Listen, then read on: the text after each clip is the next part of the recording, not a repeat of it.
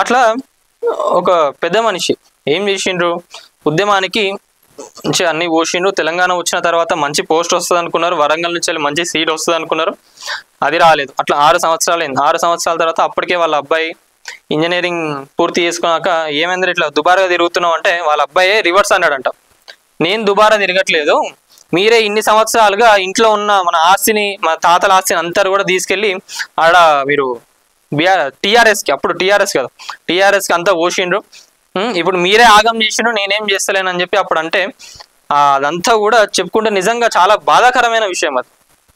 మరి అంత ఘనం వాళ్ళు అప్పుడు పార్టీకి చేసినప్పుడు పార్టీ కూడా రిటర్న్లో ఏదో ఒకటి చేయాలి కదా. ఇప్పుడు పార్టీ ఫండ్ చూసుకుంటే వేల కోట్లలో ఉన్నది, ఏడికెళ్ళి వచ్చింది అదంతా. కార్యకర్తలను ప్రాపర్గా చూసుకున్నది లేదు, ఎప్పుడెప్పుడు మనకేమన్నా మీదకి వస్తాయా వాళ్ళపైన వేసేద్దాం అన్నట్టుగానే వీళ్ళు ఉంటారు. ఇంకోటి తర్వాత అదే అంటున్నా, 6 సంవత్సరాల తర్వాత మరి నువ్వేం చేసినావు, ఇన్ని పైసలని వేస్ట్ చేసినావు కదా, ఏం లాభం వచ్చింది చెప్పు. మరి మీ మంత్రి గారు ఏమన్నా పదవి ఇచ్చిండ్రా, మీ కేసీఆర్ గారు ఏమన్నా ఇచ్చిండ్రా, నాకు ఒక జాబ్ అన్న ఇప్పియగలవా అని చెప్పి అన్నారంట. వాళ్ళ బాధలు అట్లున్నాయి. లేటెస్ట్ అప్డేట్స్ కోసం మన నేటి ధాత్రి ఛానల్ని సబ్స్క్రైబ్ చేయండి. అలాగే మీకు నచ్చిన వీడియోని లైక్ చేసి, షేర్ చేసి, కామెంట్ చేయండి.